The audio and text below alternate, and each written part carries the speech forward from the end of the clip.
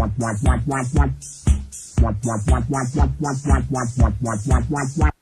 je suis pas content.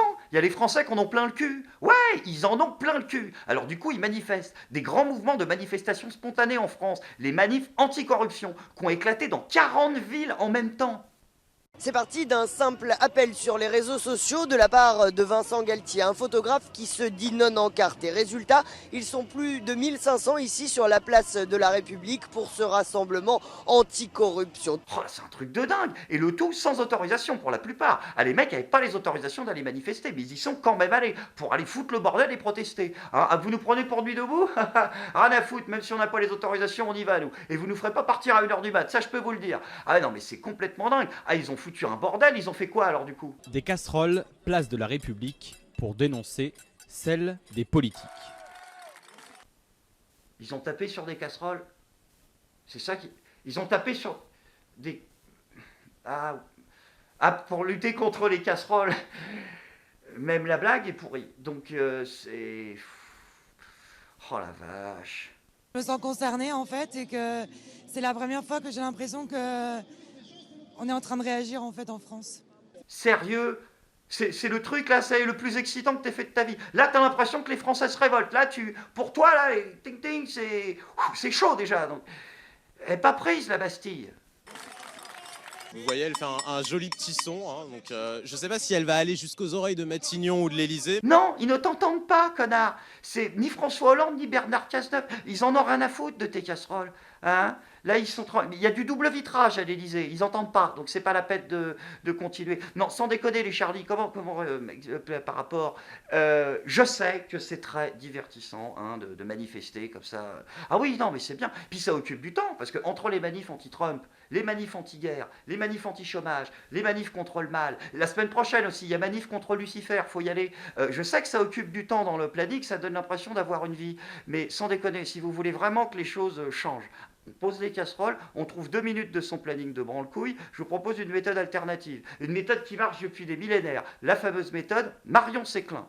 Voilà, c'est très simple. Donc, point A, point B. L'idée, c'est de faire une transition. Le point A, c'est ton canapé, le point B, c'est l'Élysée. Tu vois, en plus, ça rime. Mais on y va. Mais on ne s'arrête pas en route. Hein, on ne se laisse pas importuner, elle a dit Marion Séclin sur le chemin. Hein, donc, pas de nuit debout. Sandwich merguez. Non, t'y vas pas. Ne m'importunez pas, monsieur. Hop, et tu vas au point B. Tu vas taper à la porte de François Hollande. Toc, toc, toc. Bonjour. Faut qu'on parle. Bon, là, il va te dire oui, mais j'ai une armée. Et tu lui dis non, connard. Tu n'as pas une armée, le peuple a une armée. Hein, le peuple a des présidents aussi. Tu es mon fonctionnaire. Oui, mon haut fonctionnaire, si tu veux, mais tu es mon fonctionnaire quand même. Hein, même avec des talonnettes. Donc il y a un moment, on arrête. Hein, on va se foutre dans le jardin, petit pique-nique avec Fanfan là. Puis, ah, oh, c'est joli chez vous, monsieur Hollande. C'est une vraie la guillotine là-bas? Hein, c'est une d'époque? Ouais. Elle marche encore? Ou non, c'est juste comme ça. On va poser la question, c'est tout. Bon, après, attention, il y a une autre solution alternative pour faire changer les choses. Ben, se mettre en marche, putain! Ils font pas d'efforts, les abonnés. Pourquoi vous voulez pas vous mettre en marche avec Emmanuel Macron? Hein? Ils ne veulent pas intégrer ça. Ça devrait vous plaire, pourtant. C'est un candidat anti-système. Hein? Ah, il est anti-système. Il le dit tous les jours. Je suis anti-système. Il le dit tous les jours dans tous les médias, du coup. Mais, ah non, il est complètement boycotté. Donc, Emmanuel Macron, il est anti-système. Hein? Faut se le mettre dans le crâne. Bon, de toute façon, tout le monde est anti-système, tu me diras. Macron, il est anti-système, bien sûr. Fillon, il est anti-système, il a dit aussi. Mélenchon, il est anti-système. Même Valls avait essayé de dire qu'il était anti-système. C'est vous qui êtes enfermé dans le système. C'est vous qui représentez le système, ce dont les Français ne veulent plus. Alors du coup, il y a un truc que je comprends pas. Non, parce que juste une petite question, je ne suis pas plus con qu'un autre, mais sur toutes les chaînes de télévision, dans tous les médias, on nous explique, depuis à peu près 2 ans maintenant, que l'apparition de la notion de système et sa démocratisation dans le discours politique sur Internet, c'est lié au complotisme. François Hollande, il l'a dit, hein, les vœux de fin d'année. Non, je ne mettrai pas l'extrait, je ne me rattraperai pas les vœux 2015 de François Hollande, c'est hors de question, merci. Il a dit oui, je ne connais pas le système, je connais l'antisémitisme et la haine. C'est-à-dire que pour lui, c'est la même chose. C'est-à-dire que, voilà, c'est ce qu'on nous vend partout dans les médias. Donc du coup, croire au système, c'est être complotiste. Par contre, être anti-système, on a le droit. C'est-à-dire, je ne comprends pas le principe de la chose. Ils sont tous anti un truc qui n'existe pas. Ouais, c'est... Non, c'est juste pour vérifier. Bon, après, ça n'enlève rien au fait que les propositions d'Emmanuel Macron sont réellement des propositions anti-système, réellement. Elles combattent l'establishment. Enfin, je suppose, puisqu'on ne sait pas. C'est quoi les propositions anti-système? Alors, vas-y, dis-moi, c'est quoi? Supprimer l'ISF pour les actionnaires des entreprises. Ah, anti-système, mais léger quand même. Hein. Bon, après, il n'y a pas que l'économie, bien sûr. Hein, Macron, d'ailleurs, il en parle de moins en moins en ce moment d'économie. Ah oui, parce qu'il a compris qu'on l'attaquait beaucoup là-dessus. Alors, il montre qu'il a aussi des valeurs. Ouais, et que le combat numéro 2 de Emmanuel Macron, c'est à la lutte contre l'extrême droite. Ah, il a fait un discours, c'était Hans Zimmer, le truc.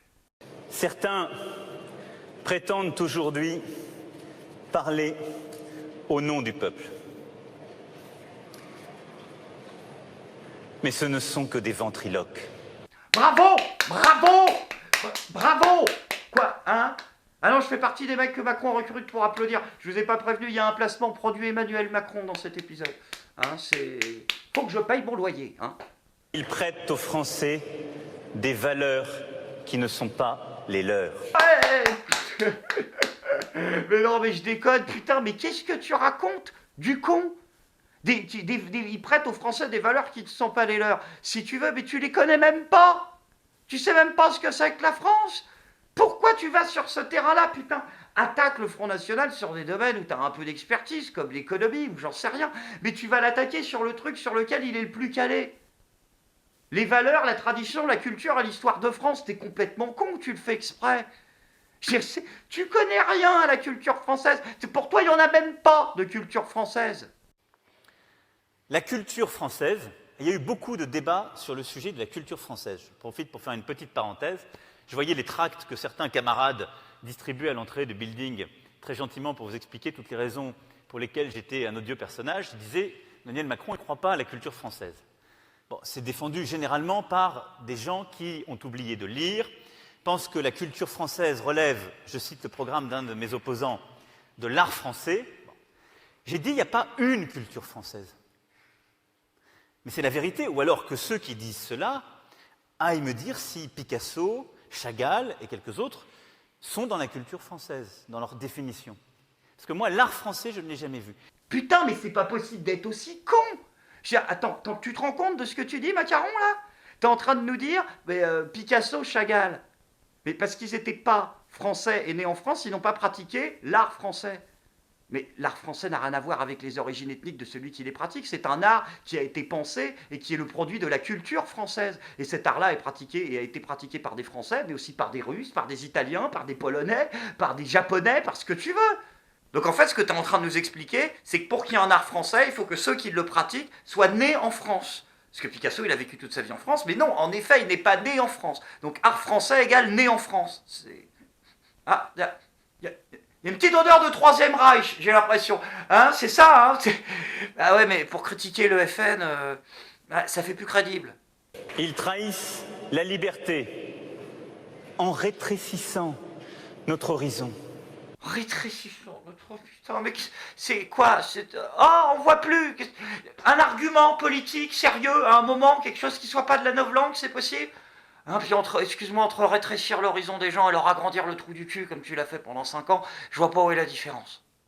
Ils trahissent l'égalité en décrétant que certains sont plus égaux que d'autres. Ouais, enfin, tu fais pareil, mec, hein. Bah, quand on lit tes propositions économiques, il y a une certaine catégorie de personnes, les banquiers, les grands actionnaires, ils sont plus égaux que d'autres, visiblement aussi. Ils ne parlent pas au nom du peuple. Ils parlent au nom de leurs aigreurs. Ouais, ils ont mal au ventre, c'est ça qu'il est en train de... Bien sûr, hein, je pense... Ah, mais avec Macron, c'est possible. Ils ne parlent pas pour le peuple. Ils parlent pour eux-mêmes. De père en fille, de fille en nièce. Ah, bravo. Ah oui, alors ça, c'est son petit effet. Ah, il était bien. Ah, le truc, je vais pas les nommer de tout le discours, mais à la fin, je te la balance. De père en fille, de fille en nièce. Il avait Hans Zimmer dans la tête, l'autre. Oh, il s'est pris un shoot avec ses militants qui sont payés pour applaudir. Ah, il s'est éclaté. Mais ils sont bien trouvés, je trouve, quand même, les slogans d'Emmanuel Macron. Ça marche bien. Là-dessus, il est bon. Hein. Son dernier, d'ailleurs, j'aime beaucoup sur Twitter, là, qui la balance. Celui qui spam en masse, là. La sécurité est la première des libertés. Ça sonne bien, pareil. C'est pas de lui? C'est de qui? Ah, oula. Ah ouais, ça c'est pareil. Récupération, démagogie, tout ça, c'est comme pour l'histoire des nazis de tout à l'heure, quoi. Ça fait pas crédible. Il ne parle pas du peuple, mais d'une France qui n'a jamais existé. Bon, ok, d'accord, j'avoue, j'ai fait un petit point Godwin, m'en voulez pas. Hein, Emmanuel Macron, faut pas m'en vouloir, je suis désolé. Surtout que je vais pas m'attaquer à toi là-dessus, parce que s'il y a un domaine dans lequel tu es un peu compétent, c'est quand même l'histoire de France. Lorsque les progressistes ont voulu mener le combat pour la liberté de conscience et pour la laïcité, pour voter cette belle loi de 1905, séparant l'Église de l'État, il a fallu des femmes et des hommes de gauche et de droite. Non, des hommes et des femmes qui ont voté en 1905. Droit de vote, femmes, 1905. Non mais mec, t'es une brêle. Arrête les effets de style, s'il te plaît. Tu es une bite, mec. C'est juste pas possible. C'est encore pire que quand tu parles de colonisation. Là-dessus, par contre, tu t'es fait remonter les bretelles. Il s'est excusé, quand même, Emmanuel Macron. Oui, pour avoir dit que la colonisation était un crime contre l'humanité et tout ça. Mais il s'est fait remonter les oreilles, par François Fillon. Tu ne devrais pas trop la ramener non plus. Hier, en Algérie, M. Macron a osé dire que la colonisation était un crime contre l'humanité. La colonisation fait partie de l'histoire française. C'est un crime. C'est un crime contre l'humanité, c'est une vraie barbarie. Cette détestation de notre histoire, cette repentance permanente est indigne d'un candidat à la présidence de la République. Bien sûr que la colonisation aujourd'hui, avec les critères qui sont les nôtres, est un crime, bien sûr. Cette repentance permanente est indigne d'un candidat à la présidence de la République. Bien sûr que l'esclavage est un crime, bien sûr. Que ça soit la colonisation ou que ça soit l'esclavage, l'esclavage c'est le crime le plus abominable qui ait jamais été commis par l'humanité. Voilà, c'est ça le problème, François Fillon. C'est à force de prendre tous les crimes et par électoralisme de dire ah mais c'est le crime le plus grave, comme s'il y avait une hiérarchie, tu sais, entre les souffrances. Le plus grave, le plus grave. Là, faut qu'on aille ce vote-là. Non, ça a changé de place, c'est celui-là maintenant. Parce que les gens s'engueulent entre eux. Je vous propose une façon simple de régler le problème. C'est-à-dire, regarde, tous les crimes, toutes les souffrances, voilà, comme ça. Parce qu'on est tous des êtres humains. Donc ça a tous la même valeur. Je dis ça, je dis rien. C'est un crime dont la mémoire doit être en permanence entretenue. Cette repentance permanente est indigne d'un candidat à la présidence de la République. Donc va falloir reprendre quelques cours d'histoire aussi, François Fillon, et arrêter de dire des conneries. Enfin, en même temps, c'est pas parce qu'il est nul en histoire qu'il est nul partout. Comment ça s'arrange pour les maths? Ouais, ces histoires de comptes, alors, comment ça se règle? Parce que là aussi, il faut on est toujours à la version... Nous n'avons rien à cacher. Nous n'avons qu'un seul compte au Crédit Agricole de Sablé-sur-Sarthe. Voilà, on est toujours à cette version-là. Il y a eu une petite upgrade depuis qu'il s'est fait pincer. Il en avait oublié 2-3. Un peu plus. Nous possédons 2 PEA, 2 comptes titres, 2 assurances vie, 2 comptes épargne logement, 2 plans épargne logement, 3 comptes courants, 1 compte joint, 1 compte espèces, un livret de développement durable et un livret A. Nous n'avons qu'un seul compte. Ouais, au Crédit Agricole de Sablé-sur-Sarthe. Ça va me faire marrer pendant encore 2 ans, je pense, cette histoire. Il est nul en maths, quoi. Il est nul en éco, en compta, du coup.